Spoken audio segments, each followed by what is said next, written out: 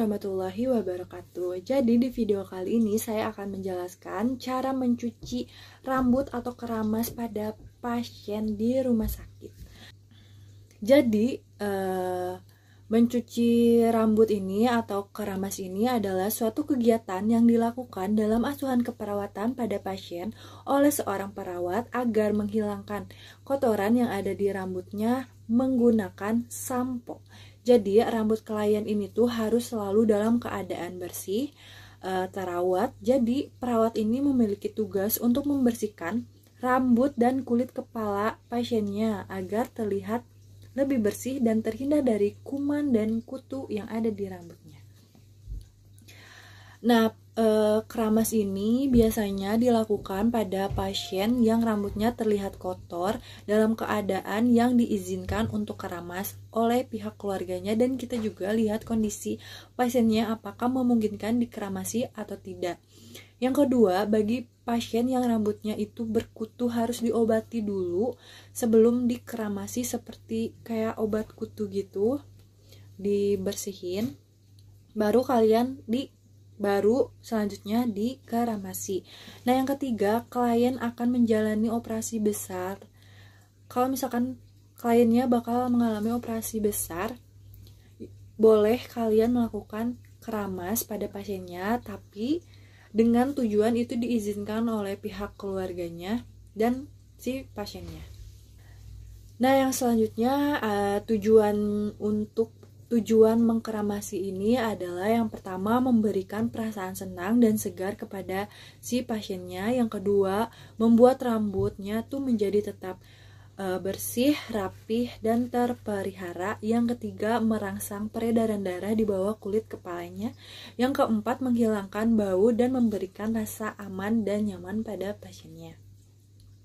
Nah, persiapan alatnya itu ada 2 buah handuk, 2 buah sisir, 2 buah ember, terus ada kain kasa dan kapas, sampo, ada bengkok atau nirbeken, terus ada celemek atau baraskot, ada juga talang karet untuk nanti disimpan belakangnya. Kalau misalkan tidak ada talang karet, kalian bisa menggunakan si perlak yang besar itu, dibuat digulung, nanti disimpan di bawah kepala pasiennya. Terus ada perlak atau zail, ada kain pel juga. Yang selanjutnya ada keranjang kotor. Nah, keranjang kotor ini untuk nanti handuk disimpan ke keranjang kotor. Bisa pakai keranjang kotor, bisa pakai ember besar, bisa pakai trash bag yang besar. Selanjutnya ada handscoon atau sarung tangan. Terus ada bag instrumen. Nah, selanjutnya ke cara pengerjaannya. Cara pengerjaannya sama kayak tadi. Yang pertama, kalian kontak dulu sama pihak pasien dan keluarganya, sebutin juga tujuannya untuk apa, seperti biasa lah ya, komentar biasa. Nah, selanjutnya kalian menyiapkan alat, langsung simpan di pinggir pasiennya, terus kalian tutup sampiran, atur cahaya, dan posisi si pasiennya ini harus keadaan tidur. Terus kalian menggunakan itu baraskot atau celemek, kalian pakai dulu. Nah, sesudah dipakai celemeknya, kalian cuci tangan yang 7 langkah, langsung memakai handscoon. Sudah memakai handscoon, kalian menyimpan ini perlaknya di bawah kepala pasien, terus talang karet disimpan juga di bawah kepala pasien.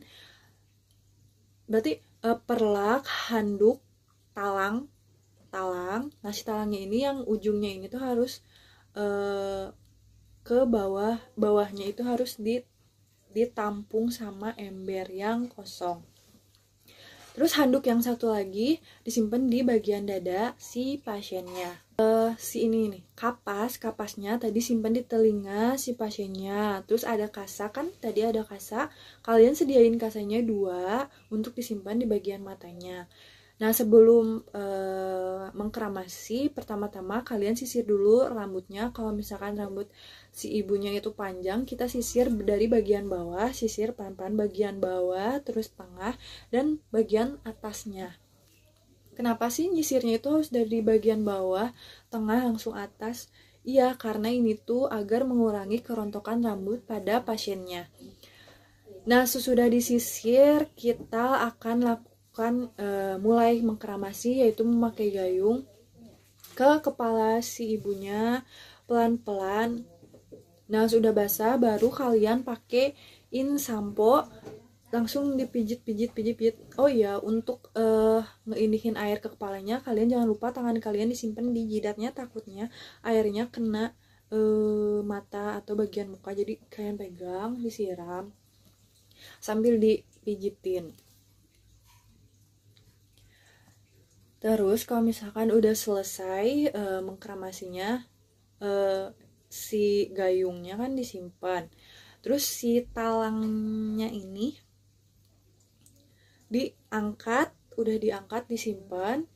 Terus si bagian apa sih namanya? Yang penutup telinga itu, kapas penutup telinganya itu dibuang. Terus bagian matanya juga dibuang. Terus kan ada handuk di bagian belakang, nah ada di bawah kepala pasiennya. Baru kita keringkan pakai handuk yang di bawah pasiennya, di apa sih, ditekan-tekan gitu. Yang di bagian dada juga elap, takutnya ke bagian leher. Nah udah kayak gitu, si handuk yang di bagian depan boleh disimpan, terus dipegang gitu sampai kering, dibersihin. Nah sesudah bersih, si perlaknya yang tadi juga disimpan ke rak kotor atau ember yang kotor, handuknya juga disimpan. Terus kita sisirin lagi pasiennya. Cara menyisirnya sama kayak tadi, dari bawah, tengah, dan atas. Nah setelah selesai mengkeramasi, tanya sama ibunya gimana perasaannya setelah dikeramasi sama belum, ya seperti biasa tanya kepada ibunya. Terus kita berpamitan sama ibunya. Sebelum berpamitan, kita buka dulu handscoon, buka dulu barcode, cuci tangan. Terus kita counter lagi sama ibunya setelah melakukan tindakan. Terus kalian beresin alat-alat ke tempat semula dan cuci tangan lagi. Oh iya, untuk yang bekas tutup mata sama telinga, kalian dibuangnya ke bengkok. Terus saya juga lupa tadi di persiapan alatnya harusnya ada ini ember yang isi air hangat sama gayung. Udah sih, ya aja. Oke teman-teman, makasih ya sudah nonton videonya. Maaf banget kalau misalkan ada alat-alat atau cara kerjanya yang lupa, yang ketinggalan. Saya mohon maaf. Wassalamualaikum warahmatullahi wabarakatuh.